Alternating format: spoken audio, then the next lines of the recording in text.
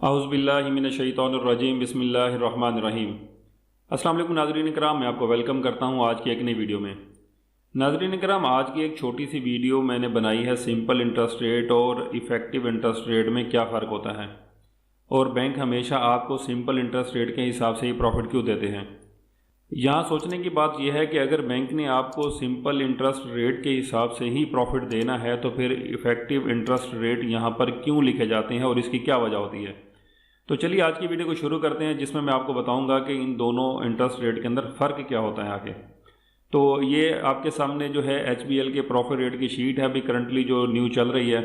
तो इसके ऊपर हम सैम्पल बेसिस पे ले लेते हैं। PLS सेविंग चेकिंग अकाउंट जो है इसका सिंपल इंटरेस्ट रेट 20.50% है और इसका इफेक्टिव इंटरेस्ट रेट 21.55% है, जिसकी प्रॉफिट पेमेंट फ्रीक्वेंसी जो है वो 6 मंथली है, यानी कि आपको 6 मंथली बेसिस के ऊपर प्रॉफिट दिया जाता है और calculated on average balances during the month, और ये एवरेज बैलेंस के ऊपर कैलकुलेट किया जाता है।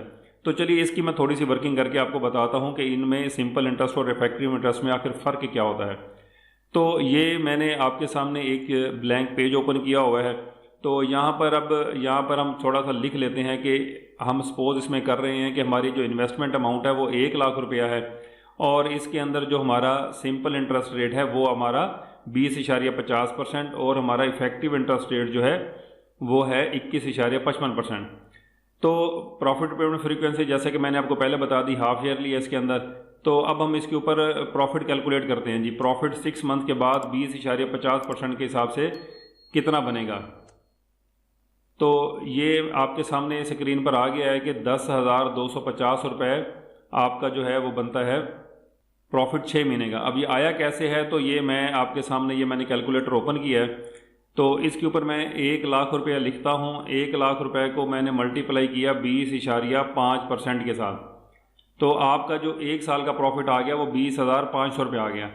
अब प्रॉफिट पेमेंट फ्रीक्वेंसी जो है वो इसकी हाफ ईयरली है, यानी कि 6 महीने का हमने प्रॉफिट पे करना है। तो मैं इसको 2 पर तकसीम कर देता हूँ, ये 6 महीने का प्रॉफिट आ जाएगा।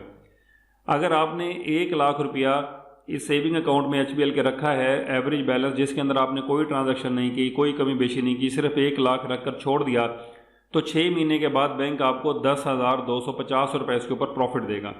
तो आपकी जो टोटल अमाउंट है प्रॉफिट मिलने के बाद वो 1,10,250 रुपये हो जाएगी, जैसा कि स्क्रीन पर आपको नज़र आ रही है।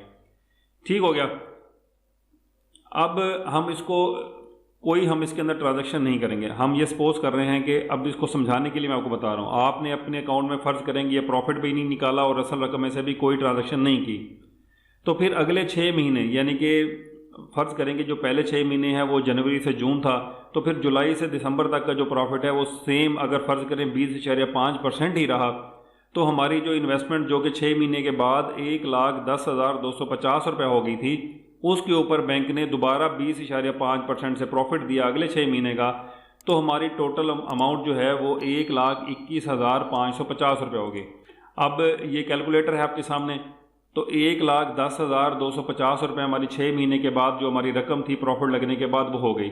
अब इसके ऊपर फिर अगले 6 महीने फिर हमारी ये रकम पड़ी रहेगी, तो बैंक ने इसके ऊपर फिर 20.5% से प्रॉफिट दिया, तो हमारा प्रॉफिट साल का आ गया 22,601 रुपये 25 पैसे। अब ये साल का है तो हम इसको 2 पर डिवाइड करते हैं, तो ये 6 महीने का आ जाएगा 11,300 रुपये।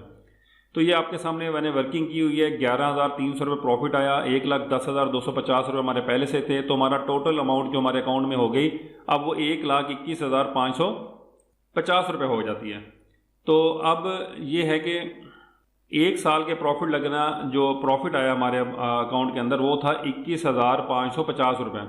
अब ये 21,550 कैसे बना, तो ये वर्किंग आपके सामने है कि हमारी अमाउंट थी इन्वेस्टमेंट 1 लाख रुपया, जो कि 1 साल के बाद प्रॉफिट लगने से हमारी होगी 1,21,550 रुपये। तो हमने जब दोनों का डिफरेंस लिया तो वो खाली 21,550 आ गया, मतलब 21,550 रुपये हमने 1 साल में प्रॉफिट कमाया। तो अब जो है ना, मैं 1 लाख की इन्वेस्टमेंट है, अब उसके ऊपर इफेक्टिव रेट जो है हमारा इंटरेस्ट ऊपर, तो मैं 21.55% रेट के साथ मैं अगर 1 लाख रुपए के ऊपर प्रॉफिट कैलकुलेट करता हूं तो वो 21,550 रुपये बनता है। तो मीन ये है कि इंटरेस्ट, सिंपल इंटरेस्ट और इफेक्टिव इंटरेस्ट का फ़र्क ये है कि फ़र्ज़ करें कि अगर आप अपने अकाउंट के अंदर पैसा जो रखा होता है उसको विड्रा नहीं करते, यानी कि असल रकम को भी और अपने प्रॉफिट को भी, तो आपका जो प्रॉफिट रेट है सालाना बेसिस के ऊपर वो बेसिकली 20.5 नहीं बल्कि 21.55% लग रहा होता है।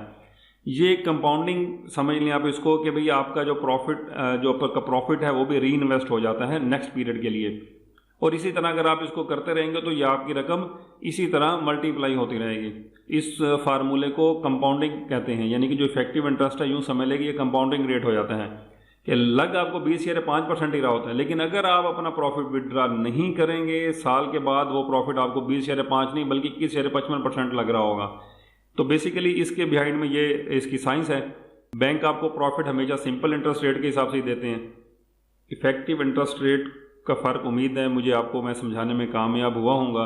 ये एक छोटी सी वीडियो थी और मैंने बहुत सारे सवालात मुझे आ रहे थे कि भाई जब बैंक ने इफेक्टिव इंटरेस्ट रेट देना ही नहीं है तो फिर लिखा क्यों होता है। तो इफेक्टिव इंटरेस्ट रेट के पीछे ये स्टोरी होती है कि भाई आपकी इन्वेस्टमेंट के ऊपर बैंक आपको सिंपल इंटरेस्ट रेट से प्रॉफिट देता है और आप 6 महीना पूरा होने के बाद ना अपनी असल रकम निकलवाई और ना ही आपने प्रॉफिट निकलवाया, तो आपका अगले 6 महीने के लिए जो इन्वेस्टमेंट अमाउंट है वो पहले 6 महीने का प्रॉफिट प्लस असल जो रकम है वो मिलकर अगले 6 महीने इन्वेस्ट हो जाती है। तो अगले 6 महीने आपको बैंक ने आपकी उस रकम पर प्रॉफिट दिया, जो कि जब हम साल के बाद उसकी रेट निकालते हैं कि भाई ये किस रेट से हमें मिल रहा है, तो वो 21.55% बन जाता है। नाज़रीन किराम, मैं उम्मीद करता हूँ आपको आज की वीडियो अच्छी लगी होगी। वीडियो अच्छी लगी है तो वीडियो को लाइक कर दें, चैनल को सब्सक्राइब कर दें और इसको अपने दोस्तों में भी शेयर करें। अब मैं आपसे इजाज़त चाहता हूँ अगली वीडियो तक के लिए इस दुआ के साथ कि अल्लाह पाक हम सबको अपने हिफ्ज़-ओ-मान में रखे और हलाल रिज़्क़ कमाने की तौफ़ीक़ अता फरमाए। आमीन सुमा आमीन। पाकिस्तान जिंदाबाद।